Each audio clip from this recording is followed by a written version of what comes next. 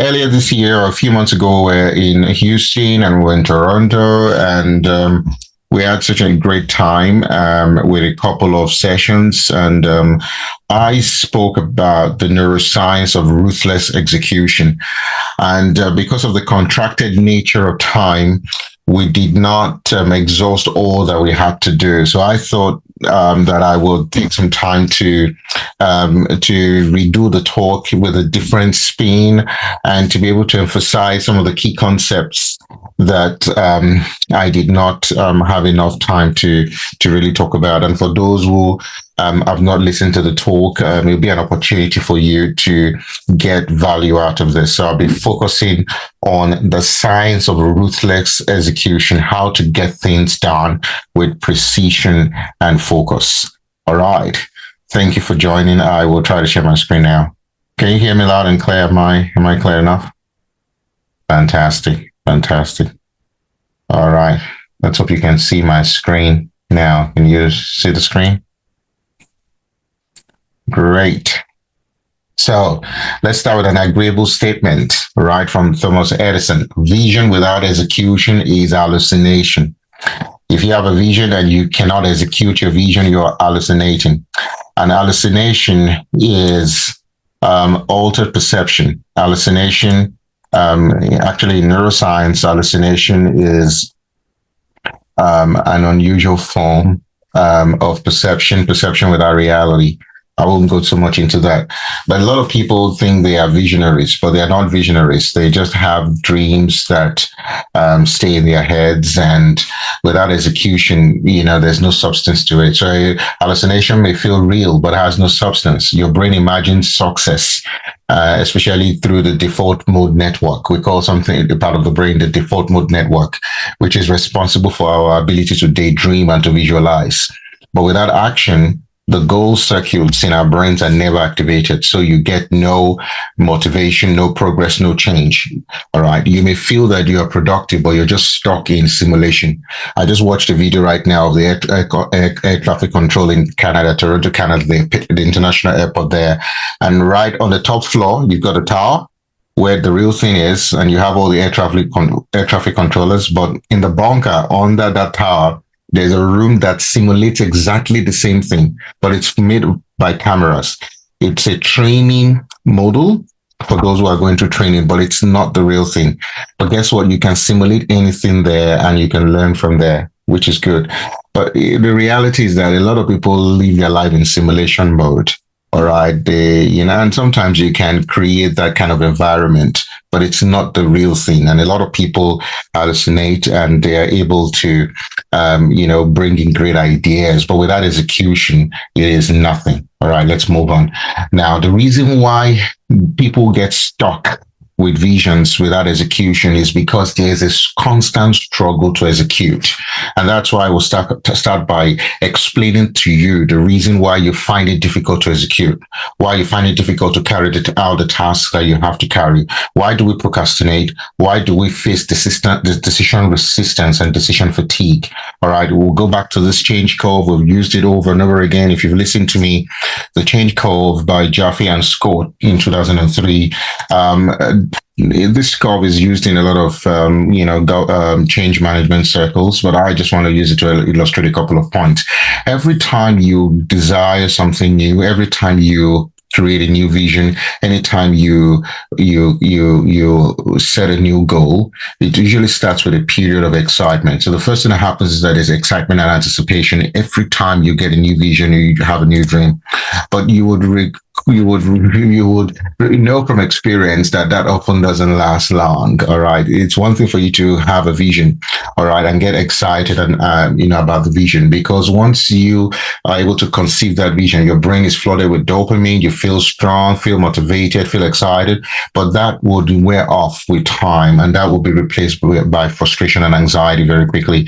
And if you're not careful, you go into a period of resistance and despair. But if you're able to turn the corner around, you can learn from that. You can grow from that. You can get your energy back, and that will lead you to a period of commitment and accomplishment. And I like the way James Clear describes this in his book, Atomic Habits. We call it the value of latent disappointment. Okay. Now, my idea is that with our understanding of how the brain works, we might be able to reduce the depth of this curve, reduce the depth of despair that we all experience when we go through this. And so maybe we can bounce back very quickly. We can develop some, mental resilience and mental strength to be able to bounce back from this depth, this trough, all right, so that we can achieve what we need to achieve in good time. Now, your brain is wired to resist change. This is one of my best classic slides ever. I've not changed it in like 5 or 6 years. I use it all the time because it's just so true. Our brains are wired to like similarity. That's why it's all very uncommon for you, for example, to be attracted to someone who doesn't look like you. All right. It's just a biological thing. Sometimes it happens, but it's usually the exception. Okay. Our brains are wired to love stability. You like to just cruise. Our brains love to cruise, so anything that threatens your stability will put you in a threat mode. All right. Will make you uncomfortable. And our brains love security. So similarity, stability, and security. All right. And once you take away any of this, your brain goes from reward into threat. Okay, into threat. And when your brain is in a threat mode, I can tell you it will be very hard for you to be effective as a leader. Okay, so novelty is what challenges the brain. Anything that is new, anything that is unusual. So this will explain to you the reason why, that new vision that you have is challenging to execute, or why when you share your vision with your team, they struggle to, get a buy-in, or why it is difficult for you to convince your teenage son that they need to change their behavior. All right. That's because people are naturally wired to like similarity, stability, and security. And that's just biologically wired into us. Let me talk a little bit about the brain again, okay? And you've probably heard me talk about some of these parts of the brain. The two main parts of the brain that I want to use to illustrate a very key point, and that's the prefrontal cortex, which we would use as PFC. And in this community, you'll hear me come up a lot. You've got to learn the stems. You've got to know the stems so that when I speak, I don't want to have to explain, what PFC is. All right. But for today, all right, Neuroscience 101, all right, PFC, prefrontal cortex. The prefrontal cortex. I had to chase my boy from here, Ethan, because he wants to turn my brain model into a toy. He just picks it up, and the other day he was asking me, Dad, what does this do? And I was trying to tell him what everything does, the part of the brain. Okay, so this is the prefrontal cortex here. So this part of the brain is what gives you your identity. There are four aspects of the prefrontal cortex, all right, which I often like the rule of 4. Number one, the prefrontal cortex represents 4% of your brain volume. So all of your brain volume, this just takes 4% of your brain volume. Although it takes 4% of your brain volume, it consumes about 1/4 of all your brain's energy requirements. So it's so small, but it takes all. More, not all, but a lot of the energy requirements of the brain is consumed by this small part of the brain. And it has 4 key functions. But before I go to the 4 key functions, I must tell you that the prefrontal cortex, which is the engine, is like the CEO of your brain, or the part of the brain that helps you in your decision making and in executing. All right, can only operate at its peak for 4 hours. I said to you just a few hours ago, I watched a documentary on the air traffic controllers in Canada, in Canada's biggest airport. And one of the things they said there was that this professional, the air traffic controllers, they only work for a maximum of 1 hour or 90 minutes at a time. They will take, work for 60 to 90 minutes, then they'll take a break, and then 60 to 90 minutes, and they take a break. There's a reason for that. Okay, that's because the way our brains are wired, we have what we call the circadian rhythm, all right, or the ultradian rhythm. And that's because the performance of our brains, all right, is not linear.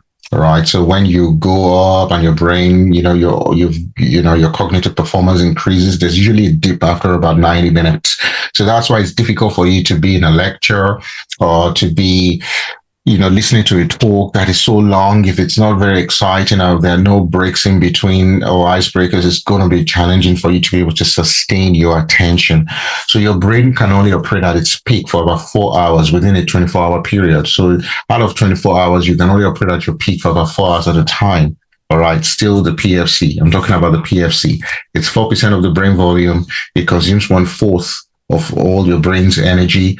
It operates at its peak for 4 hours within a 24-hour period. And it also has 4 key functions, which is number one, thinking. You're thinking. All right. It's part of the brain that helps with thinking and working memory. It's also part of your working memory. It's not just important for thinking. It's important for working memory. It's important for decision making. You made a decision to be here today because your PFC, chose this. It's also important for self-inhibition. It helps us to inhibit ourselves. All right. How many times I've used this story example a lot? How many times have you been, disrespected at work by a boss who you think you can beat up? All right, but because of the salary at the end of the month, you just contain yourself. How many times has that happened to you? Maybe not at work, where someone's just you just suck it up and you control yourself. All right, that's your PFC. That's why when people get drunk, alcohol knocks off the PFC and takes away that inhibition. So you see someone when they're drunk, they just say anything. They can tell secrets. They lack that self-control and inhibition because the PFC is helpful for that. And it's also helpful for goal-directed behavior. Goal-directed behavior, not spontaneous impulsive action. Every time you set a goal and you want to act in accordance to your goal, your PFC really is important. On the other hand, the limbic system, I'm not going to spend too much time talking about the limbic system today because I've got so much content to go through, is that part of the brain that helps with feeling and emotional control. But it has the amygdala, which is a tiny little structure right within the limbic system that is the main emotional generator. And it's a master at generating negative emotions like fear, all right? And that can take over your whole system, take over your brain, take over everything.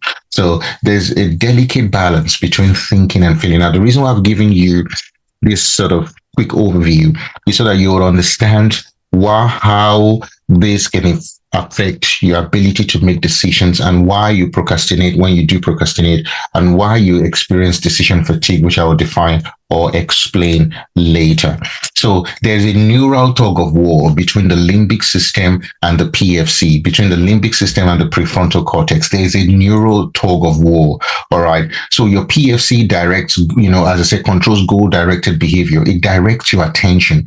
Every time you set a goal, at the beginning of the year, most of you had a goal. Every time you set a goal, your PFC is activated and you have what we call the executive drive.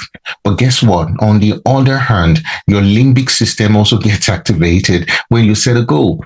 But it triggers avoidance and fear, and that can lead to distraction and delay. We call that emotional resistance. So there's a tug of war between the executive drive and the emotional resistance. Am I making sense to you? There's a tug of war between executive drive and an emotional resistance. I've been trying to lose some more kilos, all right? And it's just been challenging. And I realized that in the room, I'm not the only one. So it's giving me a little bit of comfort, all right? That, and unfortunate for me, I went to America and I spent like 3 weeks in America. And I can tell you, it looked like I gained 1 kilogram every day. All right. We went to one restaurant in San Diego. Oh my God. Dr. Sam, do you remember that restaurant? We had to take an Uber there. I remember. That woman almost killed us with calories. I think I almost clogged up half of my carotid arteries there just in one night. I had about 4 different types of soups that I'd not seen before in years. And I bought everything. It was like a feast. All right. Now, I've been trying to lose weight and, do some more exercise and do all of that, So you set a goal. Yes, I want to lose weight. I want to do some more, activities and everything. So I want to wake up every morning and walk 3 to 5 kilometers before I go to work. Okay. Once you do that, your PFC identifies that goal and sets everything in motion so that you start to recruit all the networks you need in your brain and in your body to be able to execute that. That's executive drive. But many times I have woken up in the morning feeling tired. But you know what? Every time you overcome that limbic resistance or that emotional resistance, you empower yourself. And in fact, we now know that habits that are formed by overcoming high levels of emotional resistance are the habits that last long. If you find it difficult to form a new habit, once you form that habit, it would most likely stay with you for the rest of your life. Am I making sense to you guys? Okay, let me go to the chat. Put in something there. If you've learned anything already about this neuro tug of war, just put it there. Let me just see. I've not opened the chat. Yeah, just put it there so that I would because I can't see your faces. I only have two people here who are really smiling at me, and I'm really happy about that. Just keep your cameras on, but at least for the others, let me know what you're saying. All right, or you're just let me know that you're getting something out of this. Thank you so much for that. So it's important to understand this. There's this constant battle. It's a constant battle between the limbic system and the PFC, a constant battle between executive drive and emotional resistance. Guess what? Every time you're under chronic stress, anytime you go through periods of low motivation or when your sleep is poor, you tilt the balance towards the limbic system, towards emotional resistance. So if you're not well rested, if you're not managing your stress very well, if you're having periods of depression, you're not well hydrated, you're not managing your sleep and your sleep hygiene properly, and you're not trying to maintain good work-life balance, what you would realize is that you will tilt your system over and over again towards emotional resistance. And you know what the implication of that is? The implication of that is that you will just give up. You just give up. Okay, we do know what happens in the brains of people when they procrastinate. All right, when people are in a goal-oriented state, we know that the amygdala, which is that part of the limbic system that generates fear and avoidance, it stays quiet and dormant. But when people are overwhelmed and they are avoidant, we know it lights up. So this was a study that was done in people trying to check out the limbic system to see how activated they are when they are faced with a particular task. All right. So the limbic system is wired for comfort and safety. It sees difficult tasks as threats. And so it triggers procrastination, avoidance, and distraction. So you need your prefrontal cortex to override this. But this is very energy intensive and it makes us tire very quickly. So starting will feel hard, not because the task is hard, but because your brain is protecting you from discomfort. Let me say that again. Starting something will feel hard, not because the task is hard, but because your brain is protecting you from discomfort. Remember that your brain is lazy, not lazy in itself, but your brain likes a shortcut. Your brain is wired for comfort, safety, stability, security, something that is familiar. Your brain wants to be energy efficient. Listen to me. Your brain is probably the most energy efficient system out there that you have. Your brain wants to consume the least amount of energy to carry out the most amount of work. So if you're going to start stressing the brain, to overcome any difficulty, whatever, is too much for the brain. So your brain will just want to look for a shortcut. But guess what? If you're able to overcome that resistance, you're likely to achieve success. I'm not sure whether you've heard of the term hitting the wall. I never heard about this before until I prepared this talk. And I realized that this is actually a real term that is used to describe what marathon runners face. Usually about 30 to 35 kilometers into the race, all right, they hit the wall, literally. And that's because biologically, their glycogen stores in their muscles and everywhere is depleted. So their energy stores are depleted. And when that happens, they become physically exhausted. They have mental fog. They become discouraged. And a lot of people stop. So the majority of marathon runners, or, people who run marathons or in these big meets, they stop at the 30 to 35 kilometer mark because of this problem, glycogen depletion, hitting the wall.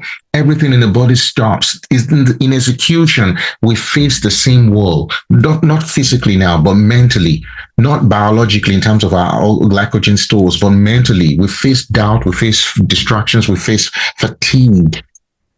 So elite performers have to push through this wall. They push not from a place of strength, but they have to have their own algorithm. And if you go through a lot of all these elite performance, they will tell you that they usually, everyone hits the wall, but they found a way to overcome. They found a way to push through despite the wall in order for that. And that's what I want to teach later today. How can I break through my own wall? How can I execute? Because you're going to face it.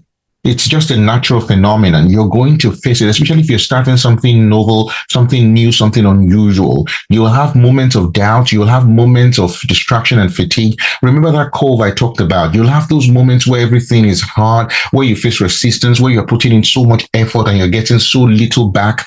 you will find moments where you just cannot achieve or see any success, whether it's a new business, whether it's a new ministry you're starting, whether it's a new project you're starting, you're putting in so much, you're getting little out, and you may just be at the edge of giving up. I've shared a story before. Florence Chadwick was the first woman to swim across the English Channel from England to France. The first time she tried doing it, she gave up. She gave up just a few yards away from the finish line. She said that the water was so cold, it was like, a sharp knife stabbing through her skin. And it was so painful. And although a mom and a doctor were in the boat next to her, encouraging her to continue, telling her she was almost at the finish line, she still gave up. She couldn't. She jumped out of the water just a few yards from the finish line. She said everywhere was foggy. She could not see the finish line. She raised her head up. She could not see the bank of the river, of the channel, and she just stopped. And a lot of people are like that. You put in so much effort, through much pain, through much sacrifice, and you've not been able to see results, so you give up. Or for some of you, you have great ideas, but you are so slow in initiating initiating change or in executing. And because you're so slow in executing, you get decision fatigue and things happen, distractions come on, and you just let go. And for others, it is, it is the fact that you have difficulty maintaining focus and attention and keeping to task. So we're going to talk about all of this because I know all of you here are going to be across the whole spectrum. Like, different people will have different reasons why they do not achieve their goals. For some of you, the problem is with starting. For some of you, the problem is maintenance, maintaining intensity, consistency in delivery. And from some of you, it is closing the deal. Some of you are very great at starting. You're able to maintain, but you can't close the deal. For some of you, you just can't start. And if you look at yourself, anything you start, you complete. But starting is the hard part. All right. Starting is the hard. But once you start, you'll be like, hey, God wakes you up at 2:00 to pray. You will never, the day you decide to open your mouth to pray, hey, everybody will not sleep. Even your neighbor will be like, hey, what happened overnight? All right. Because once you start, you're like a train. No breaks. You're just all there until you deliver.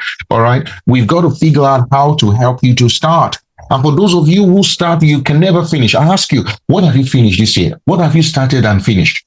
You started yoga, whatever. I don't know how you got into yoga, but you started, you've not finished. From yoga, you went to Pilates, the same thing. You now went to Zumba, whatever, because you saw it on Instagram. You've not finished it. You say you want to learn French. You can only speak 2 words. Italian, only arrivederci. What have you finished? All right. And you are jumping from masterclass to masterclass, this program to go. You are in every community. If we find you, some people, I see them everywhere. Yeah, they are everywhere. You buy every book, you are in every product, you are everywhere. But you don't finish.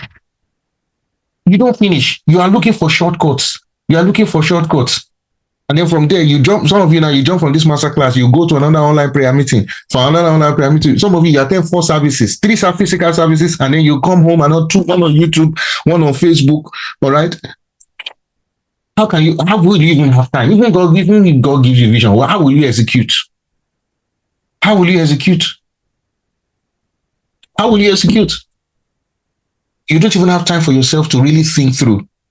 The other day, I was telling my mom, chill, like, come on, all day, 24 hours, listening to prayers and everything. I know there's God, and I know you have a lot of problems and, that kind of thing, like, but come on, chill. We go to church and we come back from church, oh my God. The phone, she has the phone here. So when are you going to have time to even, get your own thing done? Are you understanding me? Alrighty. I hope you're getting it. I hope you're getting something. Fantastic. Now let's move on from here. So quickly, I want to share with you 4 things that I think will be very helpful for you. 4 quick things. You can engage in the chat. I'll be looking at the chat from time to time. I'll be looking at it from time to time. Fantastic. So there are 4 key things I want to share with you quickly on how to be ruthlessly effective. All right. The first one here is clarity and decisiveness. Know what matters and act on it fast. Number 2, momentum. Start quick. Don't wait for perfect. Number 3, habits and systems. Build routines around without willpower. And number 4, protecting your cognitive bandwidth. Focus is fuel.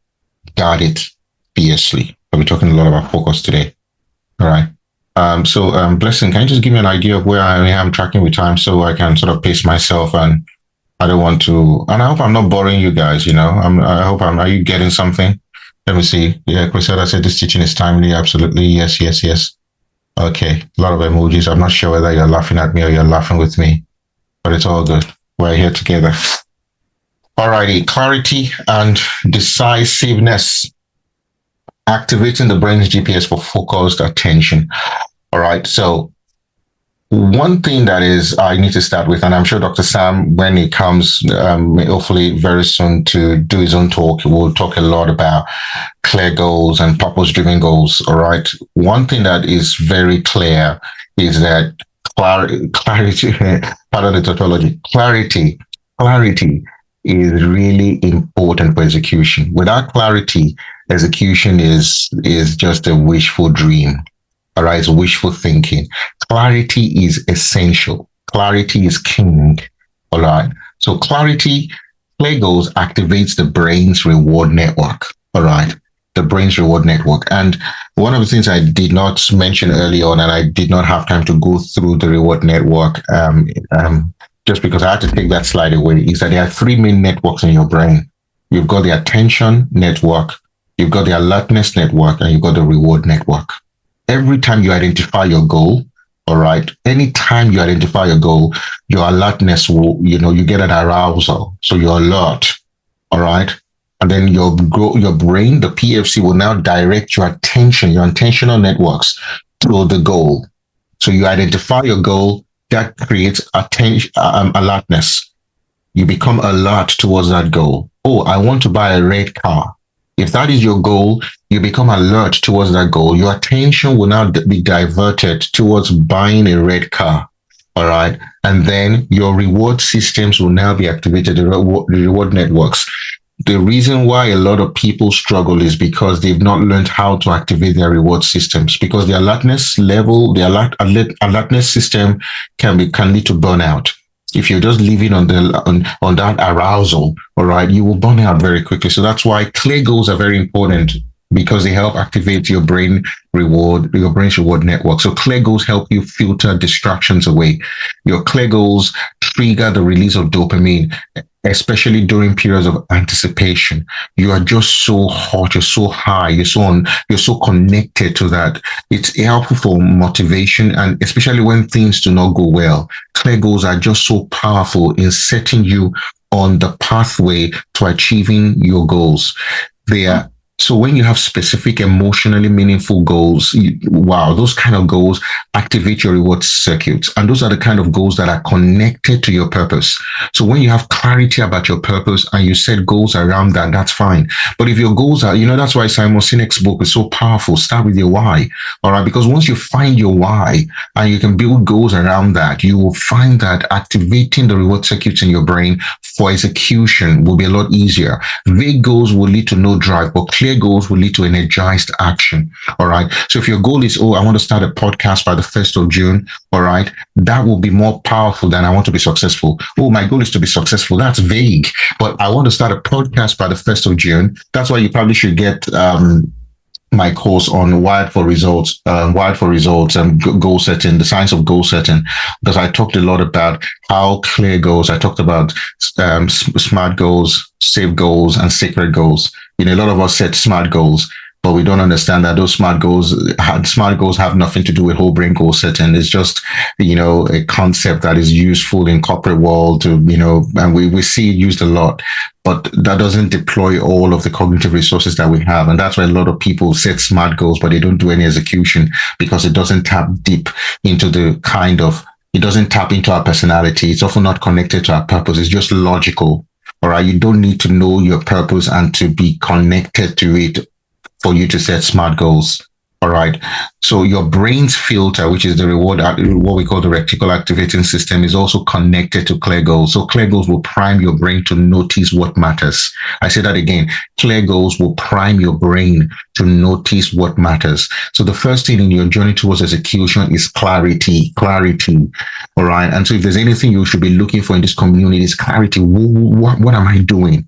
Your goals must be clear. Clear goals will prime you. Vague goals will lead to scattered focus. Clear goals will lead to focused attention. I'll talk about that very soon, okay? All right. It's like seeing red cards after buying one. Your brain tunes in. All right. Once you buy a red card, you just start seeing red cards everywhere, that kind of thing. And that's just because your brain is tuned in. Tuned in. So when there's no clarity, there's no filter. Remember that. No clarity, no filter. Everything will get cognitive expression in your brain. Everything you see will carry you away, or you'll be wowed by everything. Listen to me. When your goals are very clear, not everything will wow you. You will not be easy to impress. Every idea will not get cognitive representation to you. All right. Other people's success will not matter so much to you. You'll be happy for them, but they will not sway you. You will not put your money into ventures that every other person is doing because your goals are clear.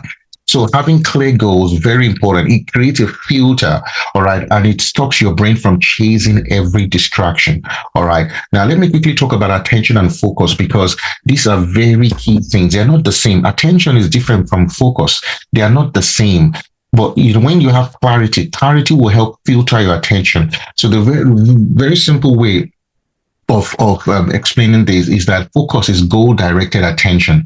Now, the reason is that our attention is under the influence of the senses of our senses, our sensory experiences. So our attention can be easily influenced by our sight, what we hear, what we smell, what we feel, what we touch.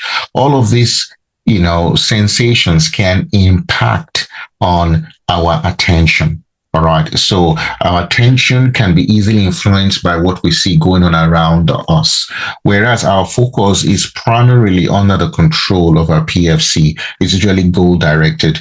So when you have a goal directed attention, it's basically that's what focus is. So focus is contracted attention. The way to explain an analogy I like to use is that attention is like a floodlight.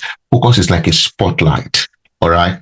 Focus is like a spotlight. When your attention, is so broad, everything will get you. Everything literally will get your attention. Every notification from every app on your device, will be there.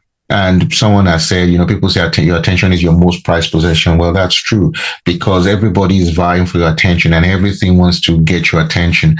The attention is controlled by that part of the brain called the reticular activating system. And it's connected to another part of the brain called the thalamus. I'm not trying to bore you with all those words, but the point I'm trying to make here is that every time you have an encounter in your world with people, those experiences will register. They will take a part of your attention in order for them to be processed. But when you learn to contract your attention into your focus, and that's by having clear goals, that's what I'm saying. The reason why I'm showing you this is that clarity contracts your attention into focus so that a lot of the sensory experiences that you have, that's why for some people, they don't see racism. Oh, well, I'm in the most racist place, but why is it I don't see racism? Because you're not looking for it. Because your attention has become so contracted, you are just so into what you're doing and you're enjoying what you're doing and you're in your purpose. And so what other people think about you or how other people are dealing with you does not really matter. It doesn't mean that there are no people, people like everybody likes you. No, everybody does not need to like you. Even Jesus Christ was not liked by everyone. All right. So you don't need to be everybody's friends and you need to see all the negativity. I'm not sure whether that's making sense to you. So I see sometimes, when people are super sensitive and too into their, when your attention is too broad, that's when everybody, any snipe comment, oh, this person didn't greet me today. Oh, this person did this to me. Every facial expression means something to you. If you are super focused and your goals are very clear, a lot of all these things will not even register in your brain. You will not even know that kind of thing, happened at all. All right. So it's very important for you to understand this. All right. That if you are going to be effective and you're going to be, you've got to focus on the focus. If you're going to be effective, you've got to focus on focus. All right. And that's goal-directed attention. There's almost so much to say here because I want to talk about two types of attention, top-down attention and blah, blah, blah, but I don't have too much time here. Now, remember that interference from all these sensations hijacks focus. All right, they hijack it. And, in the words of Fela Dutoye, distractions are attractions that are vying for your attention. Every distraction is an attraction. Every distraction is attractive. Distractions are attractive. Distractions are attractions that are vying for your attention. All right. So you got to manage it properly. Look at what Apple did. In 1997, Steve Jobs fired 4,100 people. cut 70% of products. Do you know that when Steve Jobs took over Apple in 1997, they had 350 products? 350 products. He cut it from 350 products to 10. And he said, focusing is about saying no. Clarity is essential. Clarity. So this clarity aligned the team and revived Apple's innovation engine. And that was what led them to iPod, the iPhone, the iPad breakthroughs, because they were not stretching themselves doing 350 things. They focused on 10 things. And that's why he gave them this, this sort of algorithm. All right. Desktop, notebook, consumer pro, blah, blah, blah. Okay. Focus is not about what you say yes to. It's about what you say no to. Focus is contracted attention. It's not just about what you say yes to. It's about what you say no to. So learning to say no, all right, is actually having respect for your focus so that you don't stretch yourself. All right. So a lot of you are not executing now because you are just everywhere. You are doing everything. You don't know how to say no to your impulses. You just want to be everywhere. You want to do everything and you want to, you can't. And that's what's killing your effectiveness. And that's why all your visions and all the great ideas you have are just dreams in your head. None of them have been executed. All right. A good plan violently executed now. This is one of the great US generals who said a good plan violently executed now is better than a perfect plan next week. So the second thing I want to talk about, decisiveness. You have to be decisive. Number one, I talked about clarity. Number two, decisiveness. I see a lot of people who just dilly-dally. They dilly-dally, they're pettifogging all around, not here, not there. They get a clear instruction, whether it's a divinely inspired instruction or whether it's just something they picked up from a masterclass or whether it's an idea that's come from their coach or from their mentor or their pastor or whatever. And they just sit on it. They just sit on it. A good plan violently executed now is better. Oh, I need to make this plan better. I need to get to more coaching. I need to do more of this. I need to do more of that. No, start with what you have. Decisiveness. When I got the mandate to go around the world and start with this, I didn't wait too long. Once I got the little that I needed and I needed, a platform, I made my own platform. I created my own opportunity. You can start with what you have. Decisiveness is key. Why? Because again, decisiveness enhances the reward system. Our brain is wired to reward decisiveness. Indecision delays dopamine release and it drains us of motivation. Anytime you are indecisive and you're just sitting down there, not doing anything, you're just going to increase what we call your limbic tension. Indecision increases limbic tension, and that will lead to stress, anxiety, and paralysis. Decisive action activates the PFC, building control and momentum. So fast, low-risk decisions lead to quicker results and stronger execution habits. I say that again. Fast, low-risk decisions lead to quicker dopamine hits and stronger execution habits. All right. This is, I'm a member of the Air Force, and in the Air Force, they have what we call the OODA loop. All right, which is a mental model for decision making. So you wonder, how does a pilot decide, all right, what to do, when to fire, how to, and this is a training. Now, it's not perfect like anything else, like every algorithm, it's not perfect. But the idea is what? Observe, orient, decide, and act. All right. This was something that the United States Air Force, created. This is actually John Boyd. John Boyd was an Air Force colonel who brought this up. All right. It's built for fast, adaptive decision making in high pressure settings. So you can imagine that a pilot is in it's a high pressure environment. All right. So observe, orientate yourself, decide, and act. So what we found is that faster loops disrupt opponents and improve execution. So the issue here is about speed and adaptability, beating perfection. So starting with what you have and being adaptable. It's better for you to start and be adaptable than for you to wait until you're perfect. Let me say this again. It is better for you to start with what you have and adapt as you grow, all right, than for you to wait to be perfect. All right. Momentum. All right. Momentum, overcoming resistance and sparking neural drive. You see, starting is the hardest part.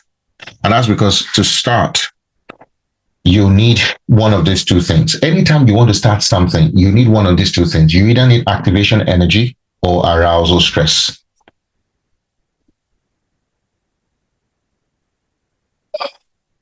All right. Anytime you want to start anything, You need activation energy or arousal stress in order for you to start. Let me tell you what arousal stress is. How many of you here have submitted your proposal or you submitted your report on the day of the deadline? Does it happen to you that, you know the subject, you know what to do, but you just don't feel motivated? The inspiration doesn't come until the deadline day. Then, whoa, ideas start flowing. You just sit down, deadline day. Boom. Someone said me many times, yes, present. Ideas just start flowing on deadline day. That's arousal stress. All right. When there's a deadline, all right, and when the chips are down and everything, whoa, there's something, it arouses your brain. It creates stress that leads to arousal, and that leads to performance. Guess what? A lot of us get things done through arousal stress, but that's why we're not experts. That's why we're not geniuses. That's why we lack mastery. Because the masters have learned to master activation energy. All right. Imagine you being able to produce the same quality of work that you've produced on a deadline day 2 to 3 weeks before deadline without the deadline. Do you understand what I'm saying? The ability to deploy your cognitive resources into the task and do it with that level of effectiveness and proficiency and consistency without needing a deadline on your neck. That you're able to just motivate yourself, get yourself. That's what geniuses do. That's what experts do. All right. They don't need to be motivated. They don't be like life is about to collapse. I've got to do this. I've got to do this. No, they're able to control their emotions. They're able to, to brainstorm. They're able to generate ideas and deliver on the outcome without needing to be under such intense pressure. Activation energy is so powerful. Mel Robbins in a book wrote about this. If you have an instinct to act on a goal, you must physically move within 5 minutes or your brain will kill it. You know that man, Eureka, Archimedes, when he learned about the Archimedes principle, Eureka, you remember when he screamed? I'm not sure, chemistry students here or is it physics students will remember this. You just the water, Eureka, Eureka. And that's true. This is real biological truth. That if you get an idea, an insight into a problem, you better move physically. If you stand up and move, whoa, this is beautiful. All right. There's a way that connects to your brain, because if you just, sit down there, no movement, you're not writing, you're not doing anything, your brain will just kill it because it's not, you're not reinforcing it. Taking action quickly, even a small one, can overcome an inertia and trigger dopamine release, creating a feeling of momentum. Now listen to this. Small actions overcome inertia and they get you moving. The hardest part is starting. It's not finishing. I talked about arousal stress. Arousal stress can ignite action. Yes, it can, but it cannot sustain it. It gets you started, but burns you out before you finish. It burns you out before you finish. So we need to find ways to find our own inner strength and activation energy. So I just put this as a very good way to illustrate the point. All right. So what's the source of activation energy? It is cognitive. It is intentional. It's an intentional, cognitive, voluntary decision. Whereas your arousal stress comes from the limbic system. It's from fear and anxiety of the deadline. All right. While activation energy is fueled by dopamine, your arousal stress is fueled by the stress hormones. All right. The activation energy helps you overcome the initial resistance to starting the meaningful action. Arousal stress gets you to act under pressure or panic. The long-term effects is that with activation energy, you learn to build momentum. It leads you to states of flow and sustainable progress. Arousal stress can get things done like we do, but it leads to burnout, to fatigue, and poor decision making. All right. And of course, that is not sustainable for us. Arousal stress is like a fire alarm. It gets you moving, but it's unsustainable. The activation energy is like a small match, a small spark that sparks and starts momentum. So high performance don't wait for pressure. They initiate before it feels easy. They initiate. They don't wait for pressure. They start. All right. I hope you get that. So arousal stress can force you into motion, but activation energy is what you need. It fuels your momentum. Okay. So prompt decision making reduces cognitive drag. All right. It's still talking about decisiveness and momentum there. Many ideas are killed by decision friction. All right. Do you see that? Many ideas are killed by decision friction. And that's the mental cost of overthinking. Just instead of just taking a long run, oh, you got to go this way, go this way. Many ideas are killed by decision friction. But there's a balance to it. Delaying decisions, you see, drains our muscle memory and it slows us down. And our PFC, all right, gets tired easily. It gets tired, it gets drained, all right, especially because of the choice overload. But fast decisions reduce, friction, all right. And that's why people that are high performance, they use heuristics to move quickly to save brain power. So when we're slow, slowness kills execution, but speed preserves mental energy. But now there's a difference between rapid decision making and hasty decision making. All right. There's a difference between the two.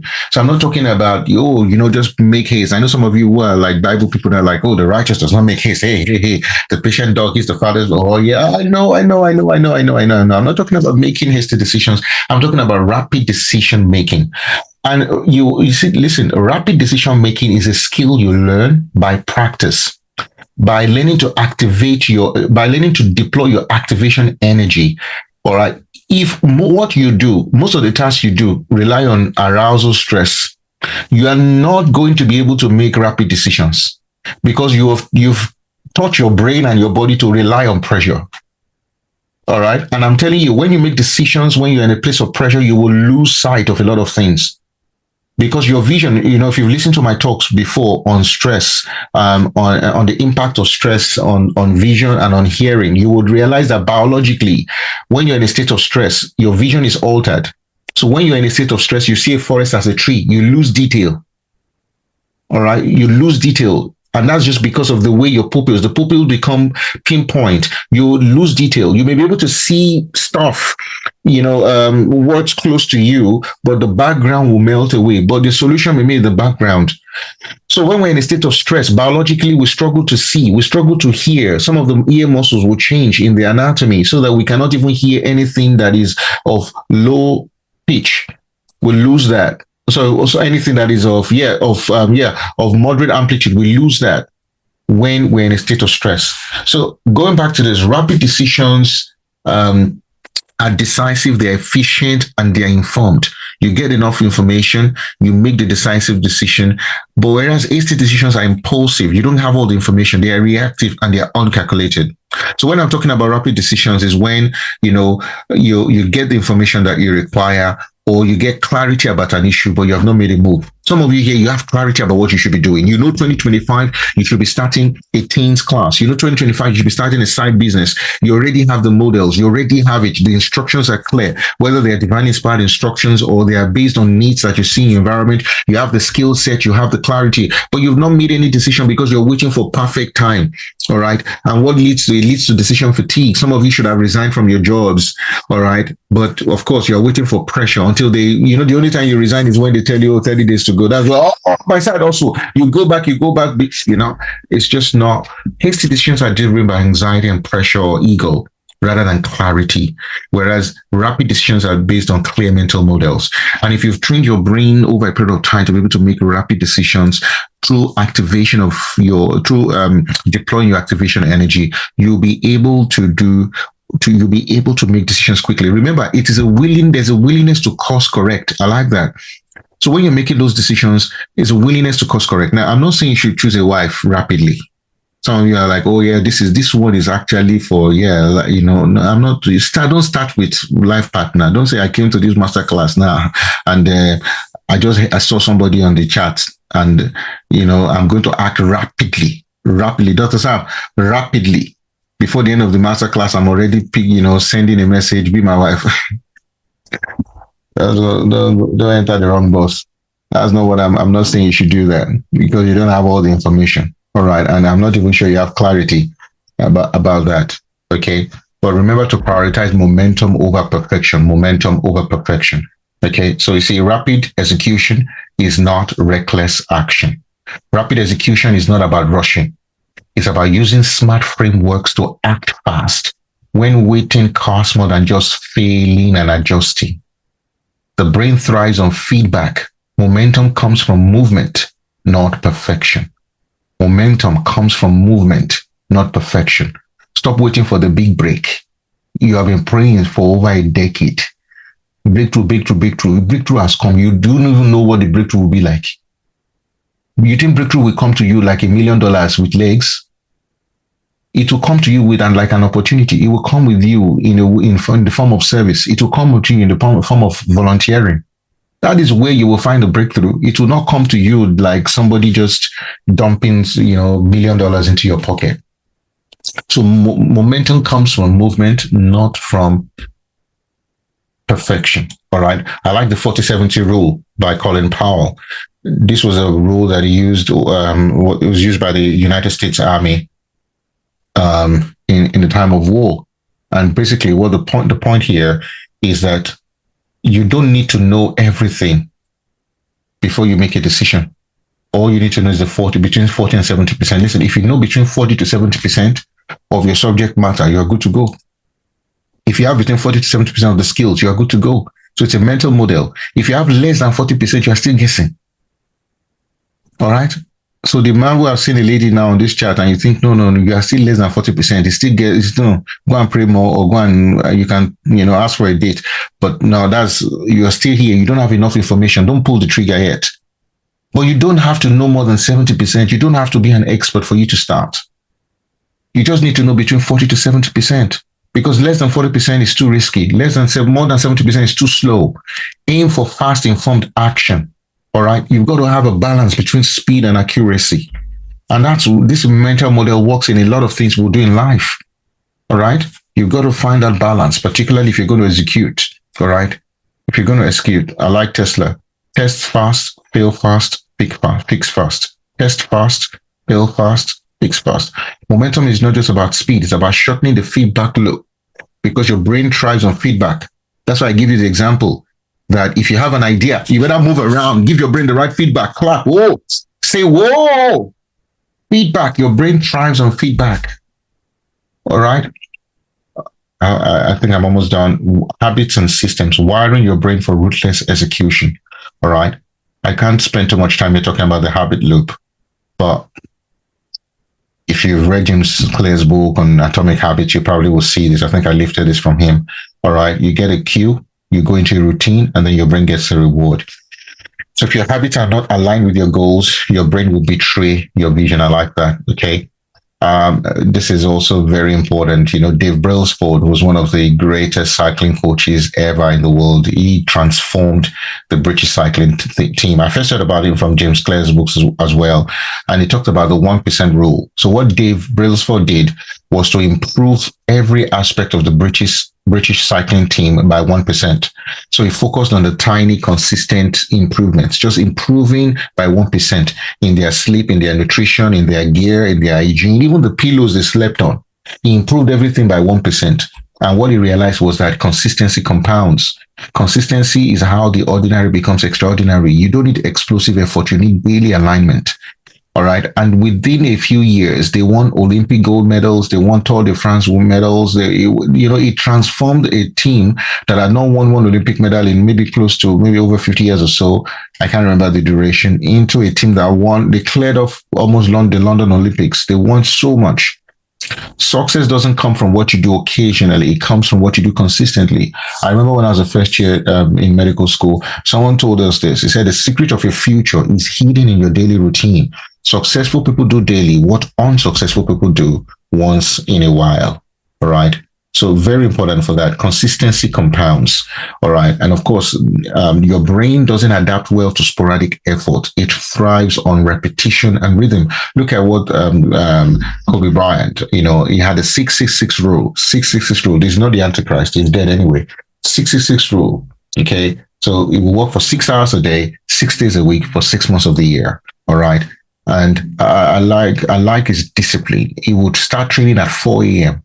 and he will complete his full workout before his teammates woke up. He had a unique way of training.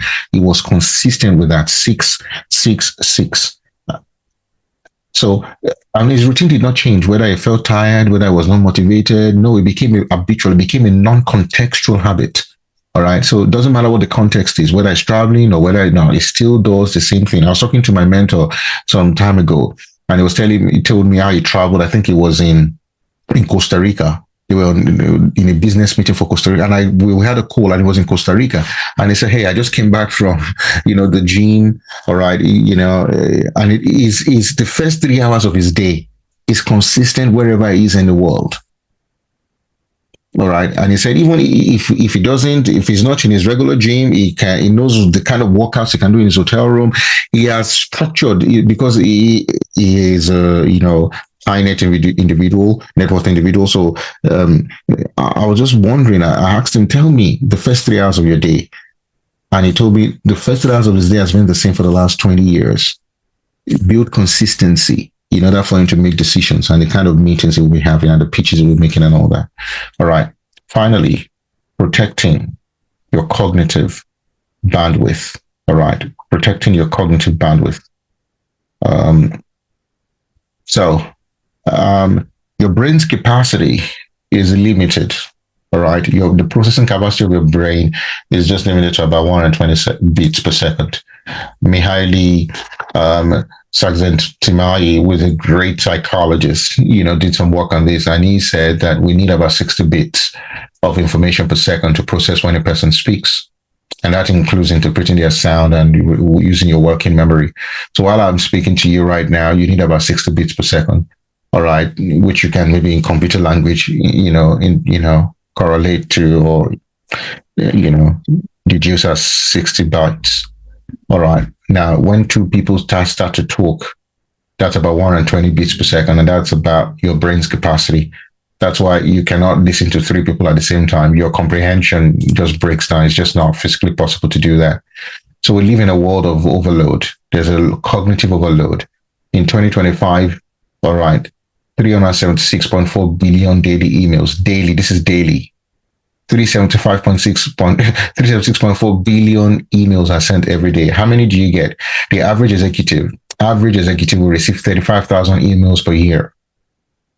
And that's with one account. How many emails do you have? Some of you have 7, 8, 9, 10 emails, and you're not scammers. I don't know what you're doing with all those emails. All right. So if you have a lot of emails, thank God for the spam and junk sections of our emails. All right. So it's a full-time job now to just go through emails and to start looking for what is important and not. Every email is a micro interruption in your day, in your attention. I say that again. Every email is a micro interruption of your attention, and it will drain focus and energy if you don't learn to manage it. That's just the truth. Look at this. In 2011 study showed that everyone is bombarded by the equivalent of 175 newspapers worth of data a day. That was in 2011. Today, it's over 300. I'm sure if I give you a newspaper to read, just one newspaper, you will not read. But imagine that you're exposed to over 300 newspapers worth of information a day, and you don't reject it. You don't say no to it. If somebody gave you 300 newspapers to read in a day, you'd be like, no, I've got better things to do with my life. How is it then that you see the way this life is, and the devil is a master at doing some of this to those of us who are people of faith, where it will keep us busy and distracted with a lot of great things in a way that we would not even know it. All right. And all of these things drain our attention. They drain our attention. What about the internal noise that we're exposed to the voice in our head, which is a fast talker? Inner speech is condensed at the rate of 4,000 words per minute. All right. So that means the rate at which you speak to you, that is 10 times the speed of express speech. You can speak to yourself. Your inner voice is 10 times faster and more powerful than audible voice that you're hearing. The example I often use is if I say you are stupid, all right, that's bad enough. If you say you are stupid to yourself, I'm not good enough. It comes with force, with 10 times the force of express speech. And it's more powerful. That's why inner speech is so powerful. And that's where affirmations also come. Affirmations are powerful because affirmations can help drive inner speech. All right. I don't have time to really go through all of this, but you've got to protect your cognitive bandwidth if you're going to execute. Some people talk about multitasking. Oh, I'm good at multitasking. It's a misnomer. Multitasking is a misnomer. Your brain cannot run 2 voluntary tasks at the same time. All right. And in fact, even with your working memory, your brain can only hold 5 to 7 things at the same time for your working memory. So Our attention and executive controls are built to carry out one task at a time. So what our brain does is what we call task switching. You switch between tasks, all right? And that can drain energy and it lowers accuracy and it leads to fatigue when you switch between tasks, all right? Look at this study. I'm not sure I have a lot of time to explain this to you, but this is a study where they looked at the working memory of people that were multitaskers. So the red people are the people they read are the heavy multitaskers and the light multitaskers. And those that were heavy multitasking, they did poorly when it came to when it comes to working memory, and even when it comes to long-term memory. So if you give them, they give them a task to do, and they came back to test them, they could not remember.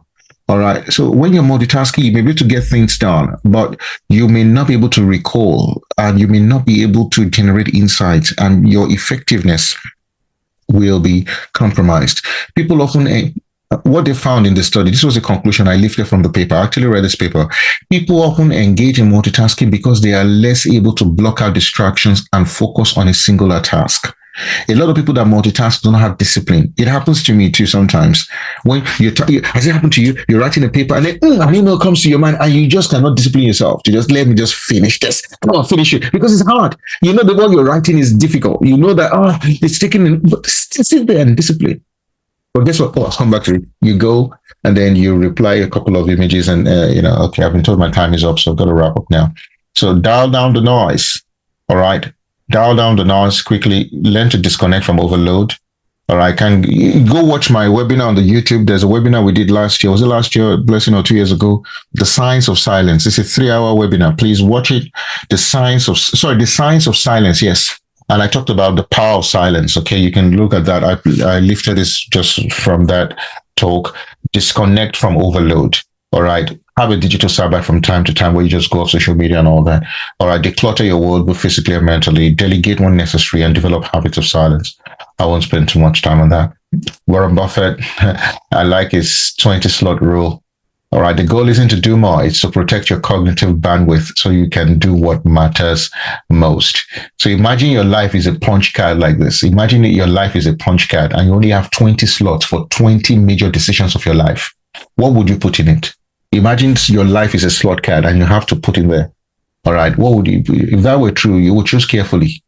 You will act decisively. You will avoid distractions. You will commit deeply to anything you have to do.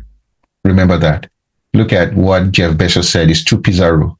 If your team is too big to share 2 pizzas, it's too big to execute fast. If your team is too big to share 2 pizzas, it's too big. Work with a small team. All right. So be efficient. Be efficient. That's the story. Be efficient. Be efficient. All right. You don't have to have the whole crowd for you to get things done. All right. So let's recap. Clarity and decisiveness. Know what matters. Act on it fast. Momentum. Start quick. Don't wait for the perfect. Habits and systems. Build routines and run without willpower. Protect your cognitive bandwidth. Focus is fuel. Guide it fiercely. Let's finish with another agreeable statement. This time by Robin Sharma. Ideation without execution is a delusion. All right. So I encourage you. I hope this has been helpful. High performers don't just move pieces. They execute moves that matter. Sorry. High performers don't just move pieces. They execute moves that matter. So this is the course I was talking about, Wired for Results. And if you do this, you'll be able to get into my inner circle as well. If you register for this, you'll be able to get into my inner circle called Legacy Circle. So Wired for Results, the neuroscience of goal setting and execution. Oh, are we still running a 50% discount? Oh, gosh. Listen, I thought this is expired. You brought the discount here again. Anyway, what's one thing you will execute ruthlessly today? Fantastic. I rest my case. I hope you got it value. Thank you.